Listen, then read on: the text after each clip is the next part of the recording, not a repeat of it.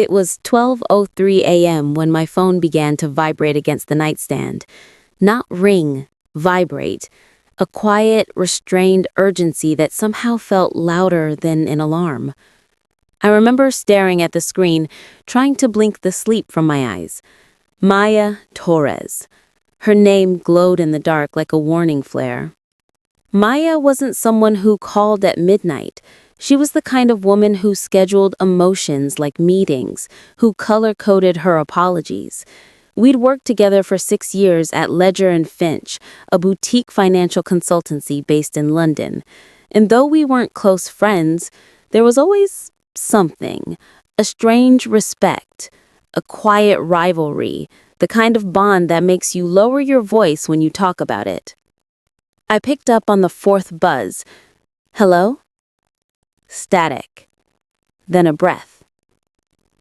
Evan, don't open that file. Her voice was trembling. I sat up. What file? She hesitated, as if weighing each word like it might explode. The one I sent you earlier. Don't open it. Not tonight. I frowned. My laptop was still open on the desk across the room, the glow of the screen casting a pale rectangle on the wall.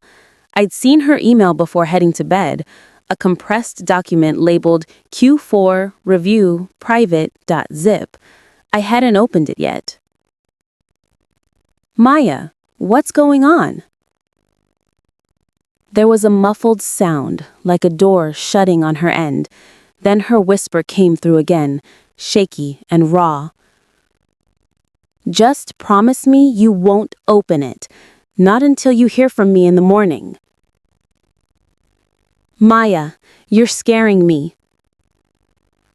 It's not me you should be scared of. Click. The line went dead. I sat there, in the dark, the silence swelling around me until it felt like a physical weight pressing on my chest. I could still hear her voice in my head, fractured and scared, something I'd never seen in her before. Maya was the kind of woman who spoke in polished phrases, never a tremor, never a break. I got out of bed and walked to my desk. The rain outside was whispering against the glass, the city lights bleeding softly through the curtains. On my screen, her email waited. Subject line, confidential, trust only yourself. There was no message body, just the attached file. My cursor hovered over it. It's strange how temptation works. The more you're told not to do something, the more it starts to feel like destiny that you should do it. But something in her tone, something desperate, held me back. I closed the laptop, sat down, waited.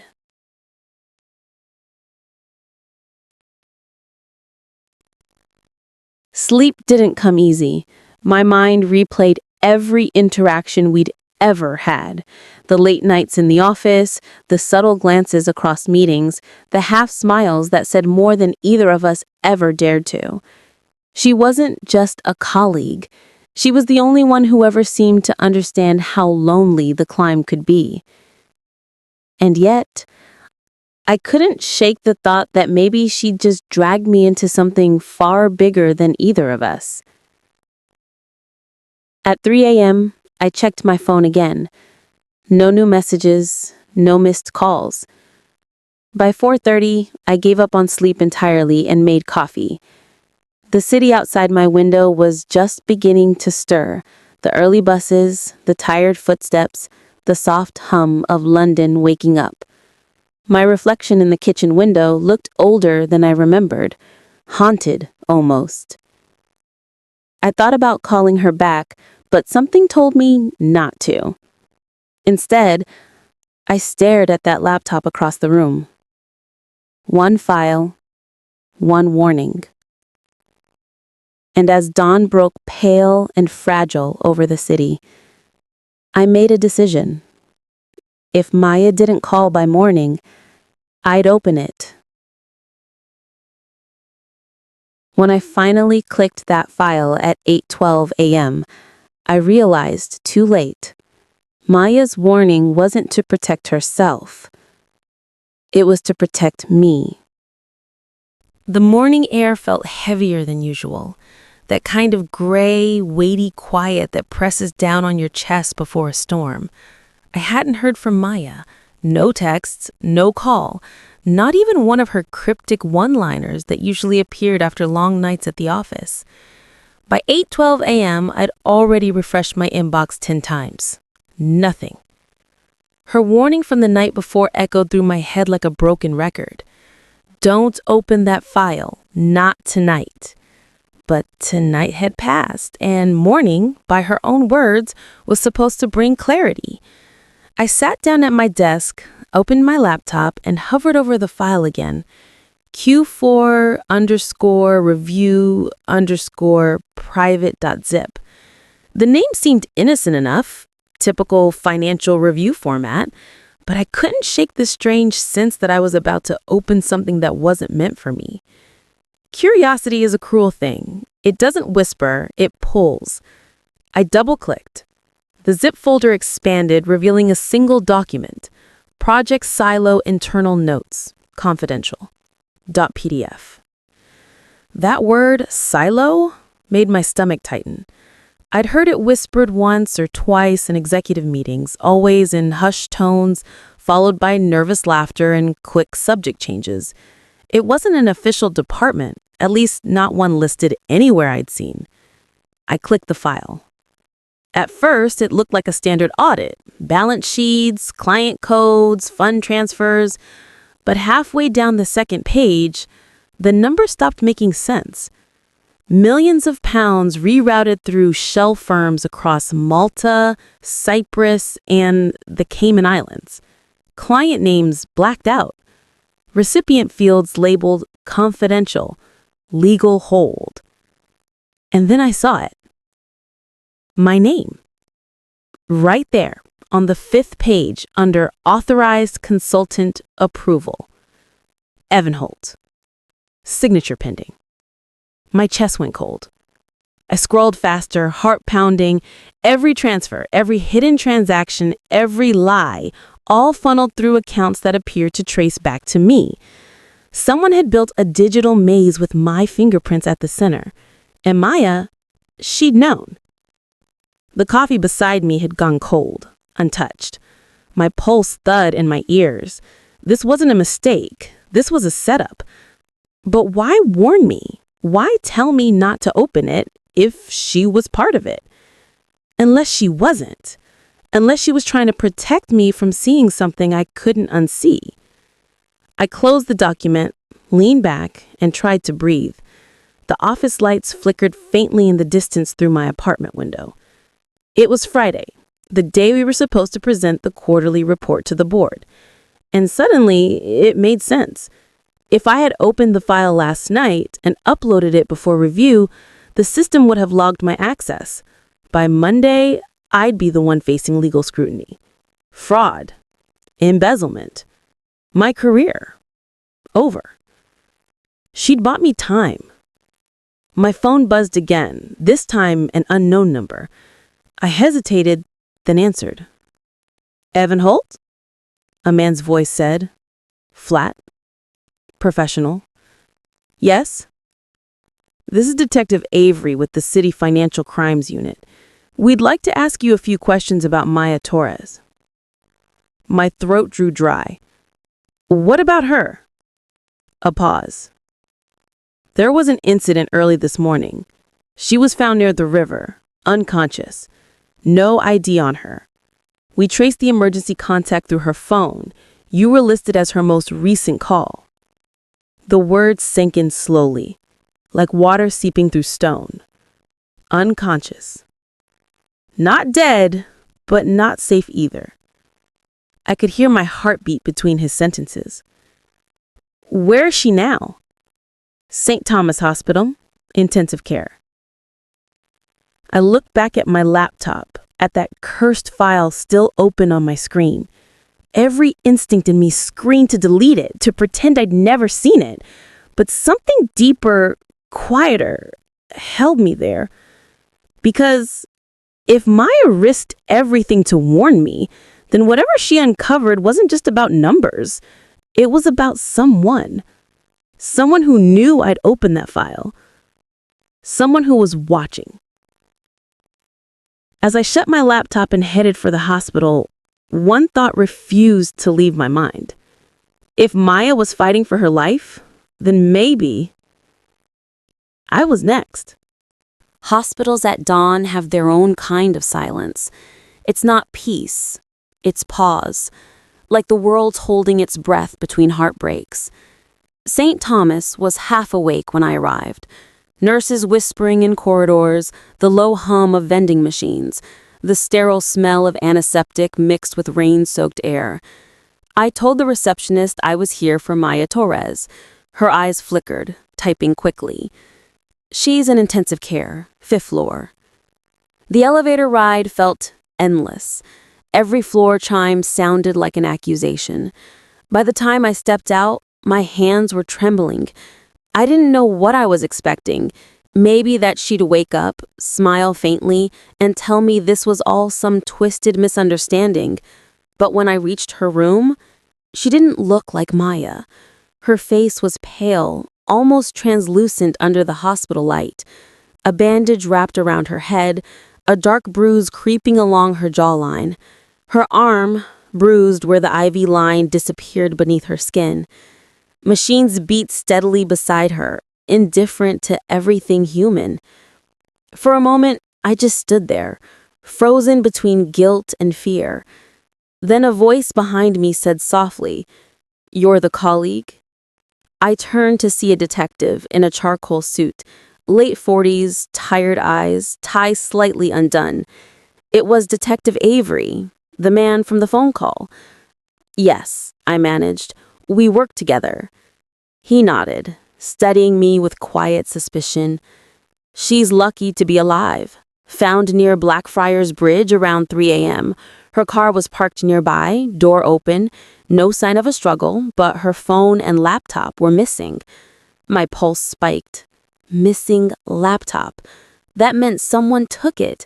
And if that laptop contained the same files she'd sent me, then someone knew she'd reached out. "Any idea what she might have been involved in?" he asked. I hesitated. My brain screamed, "Don't tell him." But my heart, the one that still trusted Maya, whispered, "Tell enough to keep her safe." "She mentioned a project," I said slowly. "Something called Silo." She didn't explain much, but it sounded off the record. Avery's jaw tightened. He scribbled something in his notebook. "We've heard that name before. No official record, though." He looked up. "You said she contacted you last night." "Yes, around midnight." "What did she say?" I replayed them in my head. "Don't open that file." I could still hear the fear in her voice, the kind that doesn't come from mistakes, but from the truth. "She warned me, told me not to open something she sent." Avery's pen froze mid-sentence. "And did you?" I met his eyes. For a moment, I thought about lying, but lies have a way of growing legs. "I did." He studied me for a long moment, like he was trying to decide whether to see me as a witness or a suspect. "And what did you find?" "Fraud, offshore accounts, millions being funneled out, and my name on the authorization line." His expression darkened. "Yours?" "Yes, it looks like someone used my credentials. She must have known." He exhaled slowly, closing his notebook. "Mr. Holt, I'm going to need a copy of that file, and I'd advise you to keep your phone on. We might have more questions." When he left, I sank into the chair beside Maya's bed. Her fingers twitched faintly. My breath caught. "Maya?" I whispered. Nothing, just the rhythmic hum of the machines. Then, so faint, I almost thought I imagined it. Her lips moved. 2 words, barely a breath. "Not safe." I leaned closer, heart hammering. "Maya, what isn't safe? Who?" Her heart monitor beeped faster, erratic. Nurses rushed in, ushering me back. I stood frozen at the door as they surrounded her. One nurse shouted for the doctor, another called for crash meds, and just before they drew the curtain around her bed, she turned her head, just slightly, and looked at me. In her eyes, there was recognition, and something else, terror. That look, that silent plea, burned into me, because in that instant, I realized something horrifying. Whatever Maya was afraid of was already here, watching us both. When you walk out of a hospital after watching someone fight for their life, the world outside feels wrong, too bright, too loud, too normal. The city was wide awake now. London buses groaning through wet streets, a taxi honking at someone too slow to cross. I should have felt relief that Maya was alive. Instead, I felt the opposite. Because alive didn't mean safe. I stepped outside, the air sharp with the smell of rain and exhaust, and something made me stop. That sixth sense, the one that hums low in your chest when you're being watched. At first, I tried to ignore it, chalk it up to paranoia or lack of sleep, but as I crossed the street, I saw him. A man, mid-40s maybe. Gray coat, black umbrella, standing by the coffee stand across from the hospital entrance. He wasn't drinking coffee, just standing there, eyes fixed in my direction. When I looked directly at him, he looked away too quickly. I walked faster. My footsteps echoed in puddles. Every instinct screamed, "Don't run," but my pulse was already sprinting. I turned down Westminster Bridge Road, heading toward the tube station. Glanced back once. He was following. Keeping distance, but following. Maybe it was a detective. Maybe Avery had someone tailing me. But something about his stillness, the way he blended with the city like he belonged in every shadow, it didn't feel official. It felt personal. I ducked into a small cafe, the kind that smells like burnt espresso and overheard conversations. Sat near the window. Waited. 5 minutes later, the man appeared outside, pretending to check his phone. Then he turned, slow and deliberate, and walked past. Except when he reached the cafe window, he looked right at me. No expression, just recognition. That's when my phone buzzed. Unknown number. I hesitated, then answered. A low, distorted voice came through, mechanical, filtered, not quite human. "You shouldn't have opened the file, Evan." My stomach dropped. "Who is this?" Silence. Then, "You've put yourself in the middle of something you don't understand. Delete it. Walk away. This isn't your fight." I stood up, scanning the street. The man in the gray coat was gone. "I'm not deleting anything," I said, forcing my voice steady. "What is Silo? What did you do to Maya?" A quiet chuckle. Still asking the wrong questions. "What do you mean?" "Ask yourself why she chose you." Click. The line went dead. My heart was hammering so loud I could barely hear the world around me.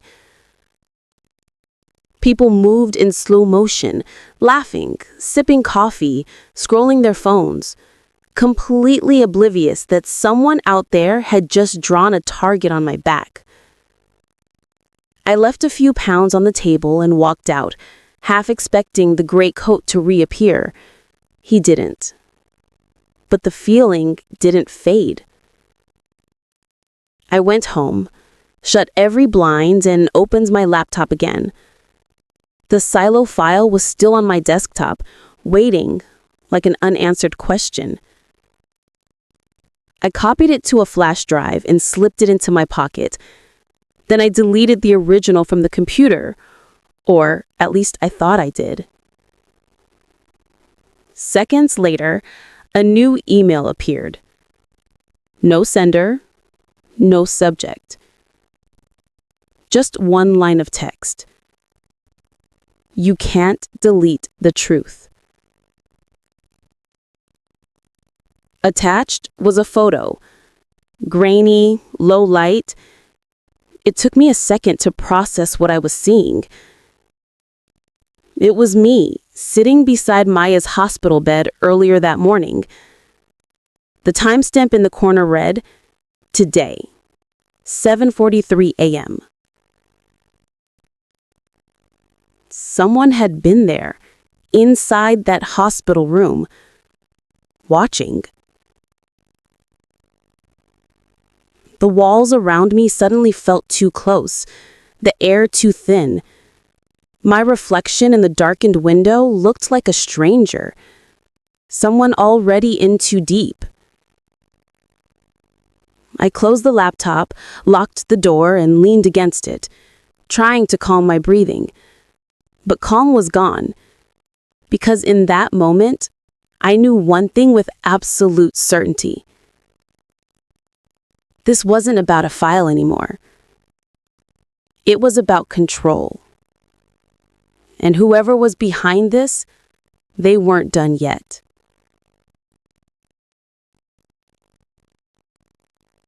That night, I decided to trace the truth back to where it started, Maya's office at Ledger and Finch. But I didn't know then that stepping into that building again would almost cost me my life. I waited until dark, not because I wanted to be careful, but because I didn't know who I could trust anymore. By 9:45 p.m., Ledger and Finch's glass tower loomed over the Thames like a monument to everything I thought I understood about success. The lights on the top floors still glowed faintly, the illusion of diligence in a company built on deception. I swiped my keycard at the entrance. The green light blinked. Still active.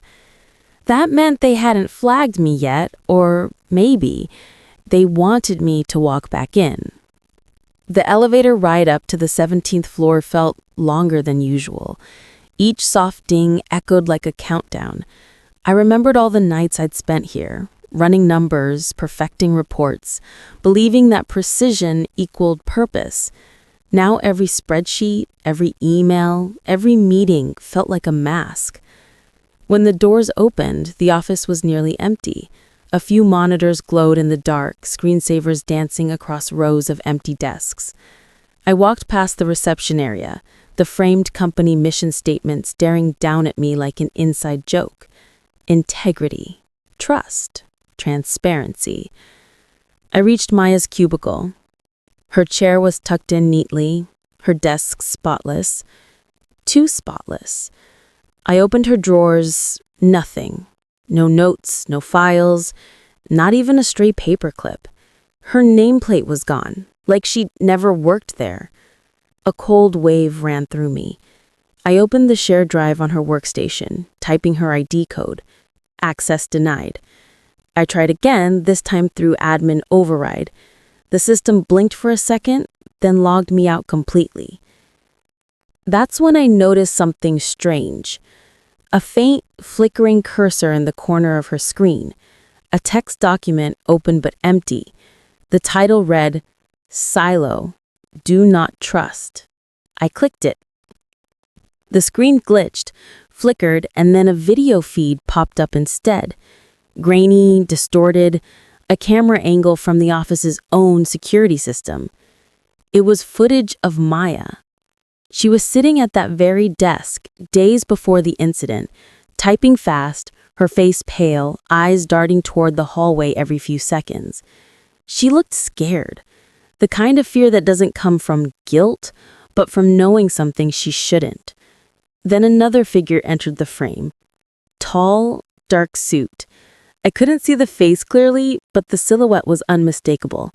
Someone high level, someone who belonged here. Maya stood, said something I couldn't hear. The man leaned in, grabbed her wrist, too hard. She pulled away, the feed froze, glitched again, then cut to black. The timestamp? 2 nights ago. I sat there, pulse hammering, replaying that single frozen frame in my head. The grip, the fear, the silent threat. Whoever that was, he wasn't just a random executive.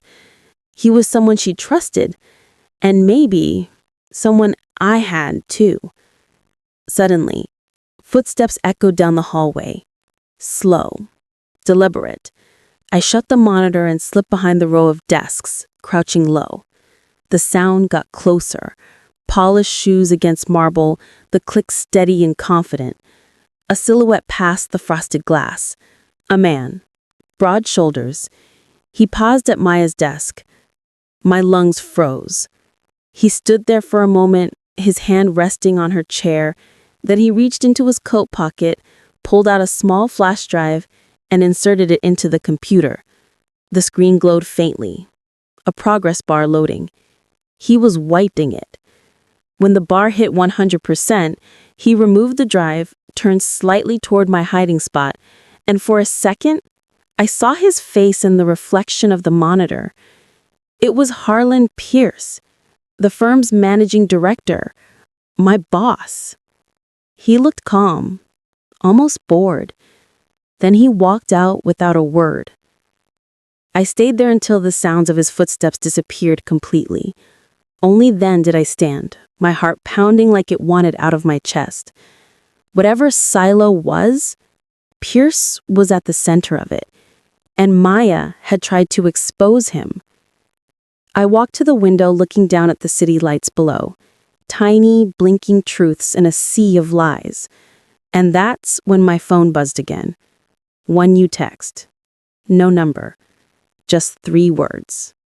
You're next, Evan. Pierce wasn't just covering tracks. He was hunting. And if I didn't move fast, the next body they pulled from the river might be mine. I didn't sleep that night. Every time I closed my eyes, I saw Pierce's reflection on the monitor, the cold certainty in his expression, the kind that belongs to people who know they'll never be caught.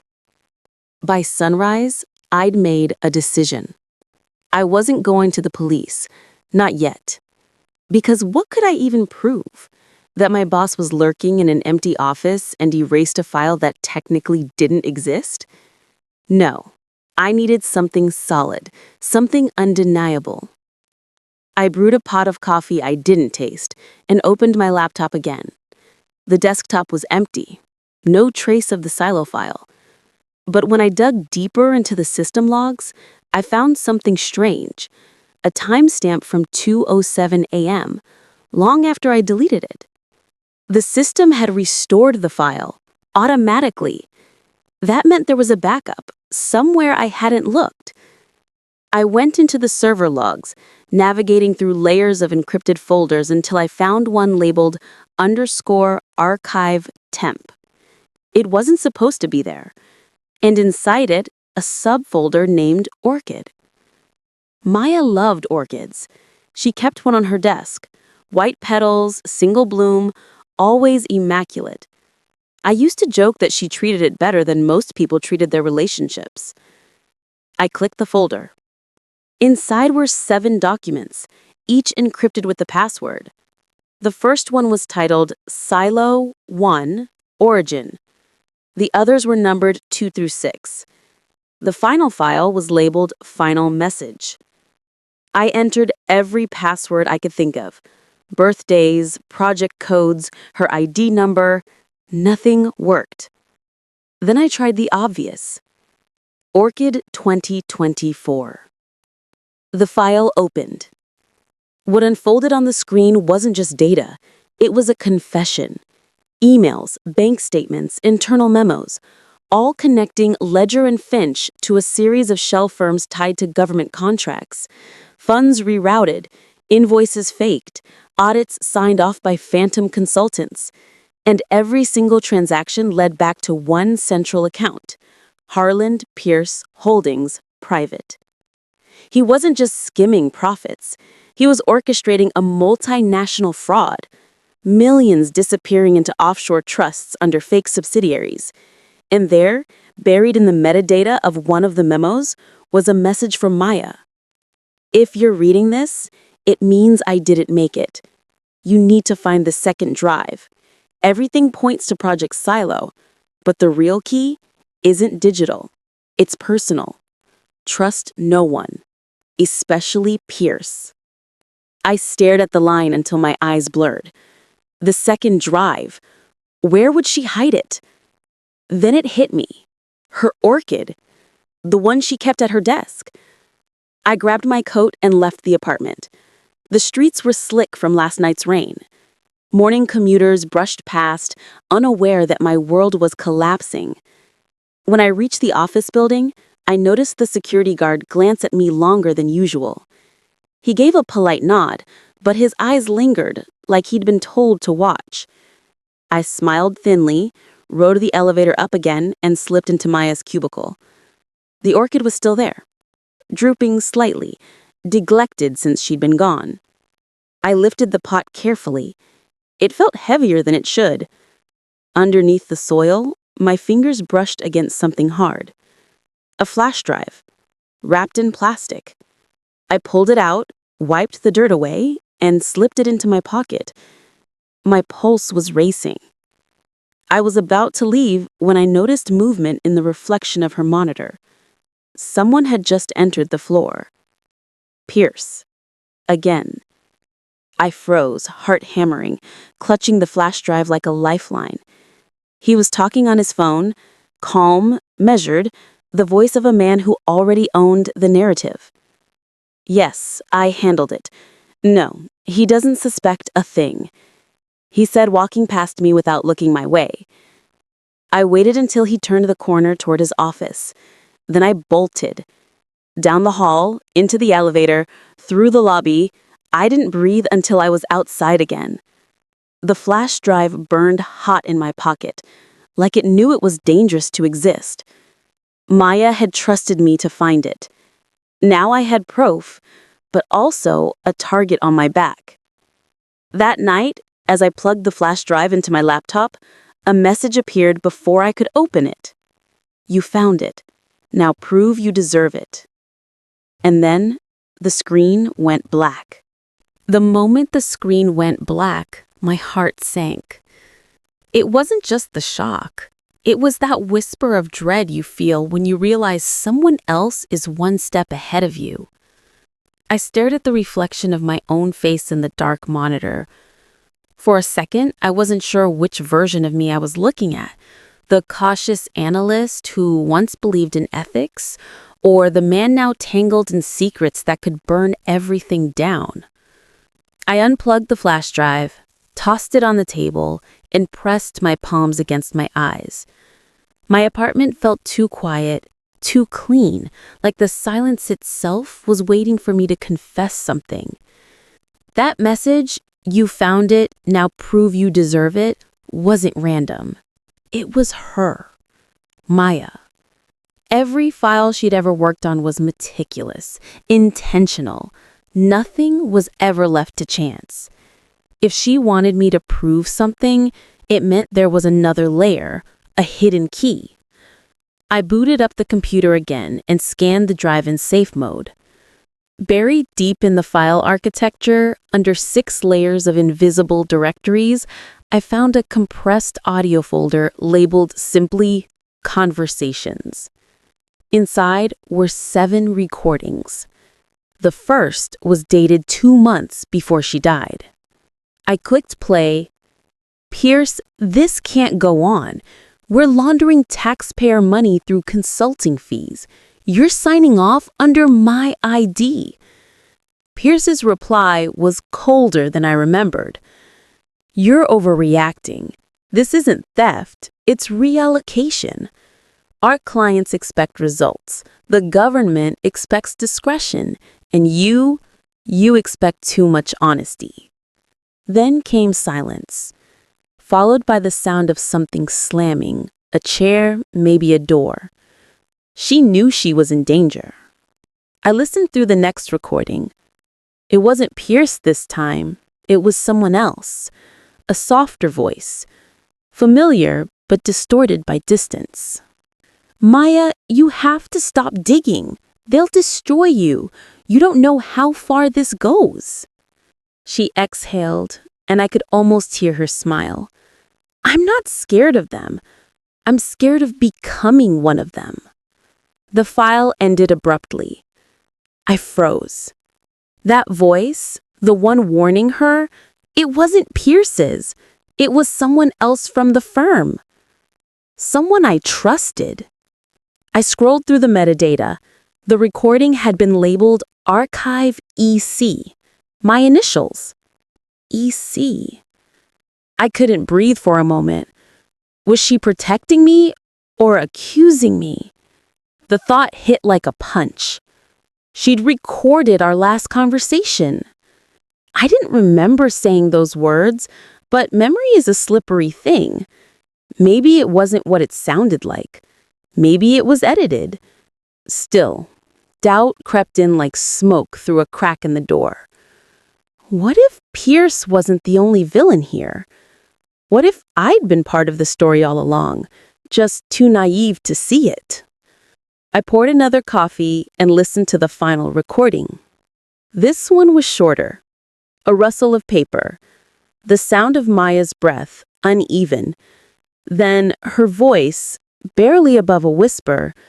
If something happens to me, tell the truth, Evan. Don't become them. Don't hide behind the numbers. Silence. Then faintly, a click. A gun? A door? I couldn't tell. But that single line, don't become them, played on repeat in my mind long after the audio ended. I sat there until the sun began to rise through my window. Outside, the city looked clean again, fresh light washing over old lies. But inside, I felt like I was standing in quicksand. Maya's voice wasn't haunting me, it was guiding me. If she had gone this far to leave evidence behind, then she must have known someone else would try to bury it. That's when I realized something crucial. The flash drive wasn't the real secret. It was bait. She wanted me to dig deeper, not into the data, but into my own history. Because if the recordings were tagged with my initials, she wasn't just warning me. She was leaving me the next step. I reopened the audio files, analyzed their waveforms, and noticed something strange. The last 3 contained embedded spectrogram patterns, tiny visual distortions shaped like letters. When I stitched them together, they spelled one word: Ledger. Not the company, a place. Ledger Street, an Ambin district in Brooklyn once home to the firm's original office. That's where the second part of Maya's truth was buried. At 3 a.m., I stood outside the rusted gates of Ledger Street, flash drive in my pocket, wind cutting through the silence. And just as I reached for the lock, I heard a voice behind me say, "You're late, Evan. She said you'd come." Ledger Street wasn't much of a street anymore. The city had forgotten it, or maybe it had simply moved on. Rusted gates leaned against cracked brick walls, graffiti curling around boarded-up windows. The only light came from a single flickering lamppost, casting shadows like long fingers across the broken pavement. I clutched the flash drive tighter in my hand. Each step echoed against the empty buildings. Somewhere in that abandoned block, Maya had left the rest of the truth. I reached the address indicated in the spectrogram, an old warehouse that smelled of damp concrete and mildew. The windows were shattered, leaving jagged teeth of glass pointing at the sky. I hesitated at the threshold, realizing that walking in here alone was a gamble. But I couldn't stop. I had to see what she left.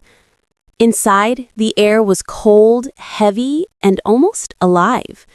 Every sound, the scuff of my shoes, the drip of water from a leaky pipe, seemed amplified, like the building was listening. I found a dusty crate in the far corner, marked faintly with Maya's handwriting. EC, open if alone. Alone.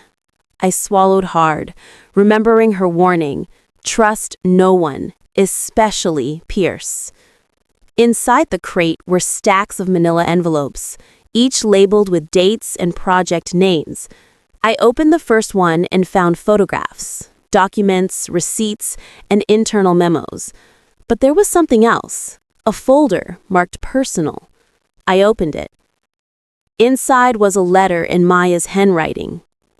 Evan, if you're reading this, I've gone further than I ever thought possible. They think I'm silenced. They think the trail ends here. But I left the evidence where no one would expect, in the details they overlook. Ledger Street isn't just a location. It's a ledger of their sins. Every contract, every account, every false signature is here. But there's more. Someone in your circle has been compromised.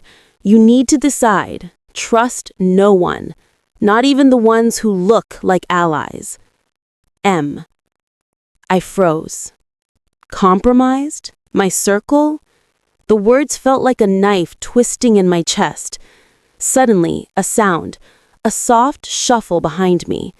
I spun around, heart in my throat. A figure emerged from the shadows. Tall, lean, the hood of a coat obscured the face, but the presence was unmistakable, deliberate, patient, watching. Evan, the voice said. Not harsh, not threatening, calm, almost as familiar. I stiffened. Who's there? The figure stepped closer. The dim light revealed just enough, a flash of eyes I recognized. Not Pierce, not Maya, someone else I trusted. Didn't think you'd find this, the figure said, voice low. I was supposed to make sure it never left here. The weight of betrayal hit me. My stomach dropped. Maya had warned me about this. The compromised person, standing right in front of me. I swallowed, trying to steady my voice. Why? Why betray her? Why betray me? The figure hesitated, then whispered. It wasn't supposed to be like this. She went too far. She endangered everything, everyone. I tried to protect her, in my way. The words sounded like excuses, but the tension in the room made my head spin. I glanced back at the crate. All the evidence, all the years of her work, her warnings. And then I realized I was now the keeper of the truth. Every secret, every ledger, every betrayal rested in my hands. The person stepped closer, and I saw it in their eyes. A mix of fear, regret, and expectation. You need to decide what to do next, because once Pierce knows you found this, there's no going back. I swallowed hard. The weight of the flash drive, the crate, the letters, the recordings, it all pressed down on me like a tide. One misstep and everything, my career, my life could be gone. And then, in the silence, I remembered Maya's last message. Don't become them. I nodded slowly, trying to force calm into my racing thoughts. This isn't over, I said, voice low but steady. Not by a long shot. The figure disappeared as silently as they had come, leaving me alone with the crate, the letters, the recordings, and a city that seemed to hold its breath with me. Outside, the wind picked up, rattling the broken windows. And in that wind, I swore I could hear Maya's voice, guiding me, warning me, telling me to keep going. I thought I understood betrayal, but as I locked the crate and stepped back into the shadows of Ledger Street, I realized the real betrayal hadn't come from Pierce or even the compromised ally. It was coming from someone much closer. I didn't sleep that night, not a single hour.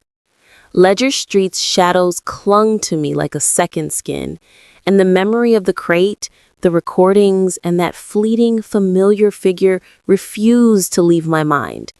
Every time I closed my eyes, I saw them, watching, waiting, testing. I needed answers, and there was only one way to get them: trace the insider. Back in my apartment, I spread the crate across the kitchen table. Letters, memos, photos. Every piece of Maya's work glowed with urgency under the soft lamplight. I ran my fingers over the envelopes labeled personal. One of them contained internal email chains, time-stamped logs showing unusual login activity, data downloads, and access logs. At first glance, nothing seemed out of place, but then I noticed the pattern. A series of logins at odd hours, always minutes after I had finished checking the system. Someone had been following my digital footprint, tracking my every move. My stomach sunk. It wasn't Pierce. It wasn't anyone in IT. It was someone I trusted. Someone I had considered a friend. I went through the list of people who had access to the confidential project folders. Only 3 names appeared consistently: Harlan Pierce, Maya, obviously, and one of my closest colleagues, someone I shared lunches with, weekend plans, and countless late-night problem-solving sessions with. The realization hit like ice water. It had been him. I couldn't believe it at first. Nathaniel Cross, always calm, always charming, the colleague who made me laugh even in the middle of the worst audits. The guy who had once told me, "Evan, you're the one who sees the truth when everyone else is blind." The betrayal didn't hurt at first. It stunned me. My chest tightened, my vision narrowed. I felt every memory of camaraderie, every shared joke, every late-night conversation twist into a knife. I called him, pretending casualness in my voice. "Hey, Nathaniel, can you come by my apartment? I found something odd in the Ledger Street files." He agreed almost immediately, polite, calm, unaware, or so he thought. 30 minutes later, there was a knock at the door. I opened it. He stepped in, eyes bright, mask in place. "Evan, what's going on?" I motioned to the crate. "You tell me. Who's been tracking me? Accessing files after hours. You know the ones I mean." His face flickered, just for a second, enough to confirm my suspicion. But he recovered. Polished smile, smooth tone. "I don't know what you're talking about. I've been working long hours like everyone else." I let him get closer. Too close. I needed him off guard. I said, "You don't have to lie to me. I can see the pattern. The logins, the deleted files, the timestamps. Every time I touched the system, someone followed. And that someone is you." His eyes widened fractionally, just enough. He started. I cut him off. "Don't. Save it. I have the recordings. I have the emails. I know Maya trusted me with everything. And you used that trust to cover Pierce." He laughed then, not a friendly laugh. Low, bitter, defensive. "You don't understand, Evan. Pierce, he's not just my boss. He's untouchable. I did what I had to do. You don't know what's at stake, do you? I felt something inside me crack. Fear, anger, both. I said, I do know, and now it's your choice. You help me, or I make sure everyone knows exactly who enabled Pierce all along. Nathaniel's mask faltered. For a moment, the man I thought I knew vanished. Then he looked away, jaw tight, as if calculating every possible escape. I could see it, the first hint of fear, the realization that the game had changed. The balance of power was shifting.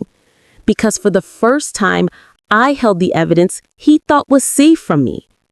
And I realized something terrifying. Betrayal doesn't just come from your enemies. Sometimes it comes from the people you've let in the closest. Nathaniel stepped back, eyes darting to the crate, and whispered, "You don't know what you're about to uncover next. It's worse than anything Pierce has ever done." And then, before I could respond, my phone buzzed with a message from an unknown number. "He's not the only one. Meet me at the docks, midnight." The docks at midnight are a different world. Cold winds slashed against my coat as I parked a block away, the salty tang of the river cutting through the fog like a warning. Shipping containers loomed like dark sentinels, and the faint hum of distant machinery created a rhythm that made my heart beat faster. The message had been clear. He's not the only one. Meet me at the docks, midnight. I wasn't sure who "me" was, or if this was another trap. But one thing was certain. Maya had left me a map, and I intended to follow it. I moved carefully along the edge of the pier, my shoes clicking softly against the worn wood. Shadows stretched long across the water, twisting the beams and ropes into forms that seemed almost alive. A figure emerged from the fog. A woman, slender, wearing a dark hood, her face hidden. She didn't speak. She just held up her hand, a signal to follow. I did. We walked in silence past stacks of crates, until she stopped at a narrow alley between two massive containers. She turned, and I finally saw her face. Sharp, pale, eyes bright with urgency. Someone who had clearly seen too much, but lived on adrenaline alone. "You're Evan?" she asked, voice low, almost trembling. "Yes," I said, trying to keep my tone steady. "Who are you?" She glanced around, like the shadows themselves might be listening. "Call me Leela. I worked with Maya, indirectly. She trusted me with the parts she couldn't leave behind on any server. If Pierce or Nathaniel knew I existed, I'd be dead." My pulse spiked high. "What do you mean, parts she couldn't leave behind?" She reached into her coat and pulled out a small, weathered case. Inside were stacks of documents, printed emails, and, most importantly, a thick ledger with names, dates, and amounts that made my stomach twist. "This," she said, "is the real ledger, the one that proves every misappropriated fund, every falsified contract. Pierce thought he covered everything, but Maya knew better. She always knew better." I flipped through the pages. Numbers, names, accounts, all connected in ways that made my blood run cold. And at the back of the ledger, there it was, a single column labeled Insiders. Names I trusted, names I never would have expected. Nathaniel was there, of course, but so was another. I looked up at Leela. "Who else?" She hesitated. Her eyes flicked to the water, then back to mine. "It's someone in your family, Evan. Someone you never suspected." The air thickened around me. Betrayal layered on betrayal. I had thought I understood the danger. I had thought I knew the players, but now it stretched into the world I lived in every day. Beyond the office, beyond Ledger Street, beyond even Nathaniel. I stammered. Why would they do this?"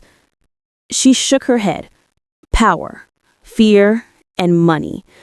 Sometimes the people closest to us are willing to hurt anyone to protect themselves." Maya knew. She left everything in your hands for a reason. You need to finish what she started. I clenched the ledger. My hands shook, not from cold, but from the weight of responsibility. Then I noticed movement behind the containers, shadows detaching themselves from the fog. A pair of figures, pacing, deliberate. Pierce? I whispered. Leela shook her head. Worse, someone waiting for you to make the first move. Someone who knows you have the ledger. The wind gusted, carrying with it the smell of wet wood and river brine.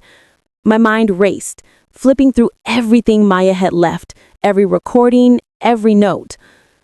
I realized one terrifying truth. The moment I left this dock, every step I took would be watched. Every contact, every ally, every move scrutinized. Leela's voice cut through my thoughts. You have to trust no one. Not Nathaniel, not me, not even family. Go carefully. Decide who lives in your world and who dies in it. Her words settled over me like ice. And then, before I could ask another question, she slipped back into the fog, disappearing like a shadow herself. I was alone. The river stretched black before me. The ledger felt like it weighed 1,000 pounds in my hands. Every name, every signature, every detail could ignite a war that I wasn't sure I was ready for. And I realized, with the sinking clarity, the real betrayal wasn't just the insiders or the schemes. It was the truth, the full truth. And that truth was about to explode. I took a step forward, the ledger clutched tight. Behind me, the fog shifted. A voice whispered my name. Evan, it's too late to turn back now. The storm had passed. Not outside. The city was still humming with its usual chaos. But inside me, inside the quiet corners where fear and doubt had lived for months, something had shifted. Ledger Street, the docks, the shadowed offices, even Nathaniel's betrayal, it all led to this moment. I had laid every card on the table, confronted every hidden player, and finally understood the web of lies that had tried to swallow me whole. The last meeting was intense. Family, colleagues, former allies, all of them in the same room. The ledger open on the conference table. Every accusation, every confession, every tremor of shame and fear hung in the air like smoke. And then I spoke. Not with anger, not with vengeance. I simply spoke the truth. I trusted some of you. I believed in loyalty, in friendship, and love. Some of you betrayed that trust. Some of you hid behind fear, but the ledger doesn't lie, and neither will I. Eyes widened, gasps, whispers, the subtle tremble of guilt. I watched them all, the ones who had underestimated me, the ones who thought I would remain silent. And in that room, I realized the power of truth. It doesn't scream, it doesn't demand attention. It simply exists, steady, undeniable, leaving those who oppose it exposed. I looked at Nathaniel. He lowered his eyes, shame pressing his shoulders down. The family member who had been involved, unmasked by documents and recordings, stood rigid, unable to meet anyone's gaze. And me? I felt calm, not triumphant, not vengeful, calm, a quiet, enduring satisfaction that comes from standing in your own integrity while everyone else scrambles to justify theirs. Later, I walked the streets alone, the city lights reflecting off wet pavement. Each step felt lighter than the one before. The weight of secrets had been lifted, not by confrontation, but by acknowledgement, by the truth standing solid while the lies crumbled. I reached my apartment and poured a cup of tea. The rain tapped lightly against the window, a gentle applause from the night itself. I opened my journal, the one I had kept since that first midnight call. I wrote, "Truth is quiet, betrayal is loud, and justice comes to those who are patient enough to see clearly." It had been a long journey. Months of tension, sleepless nights, whispered warnings, and narrow escapes. But standing in my small apartment, tea in hand, I realized the power we hold isn't in wealth, influence, or intimidation. It's in our ability to remain honest when deception surrounds us. And for the first time in what felt like forever, I could breathe without looking over my shoulder. If there's one lesson I want anyone watching or reading to take from my story, it's this: trust cautiously, question relentlessly, but never, ever let fear make you silent. Because the truth, when it comes, will set you free. Thank you for following this journey with me. If you found this story gripping, make sure to like this video, subscribe to Intiqara Stories for more real-life true story thrillers. Hit the bell icon so you never miss a twist. Comment below your thoughts or the story moment that shocked you the most. Remember, every story is more than just events. It's about human choices, betrayals, and the quiet strength of standing in your truth. Until next time, stay vigilant, stay honest, and never underestimate the power of revelation.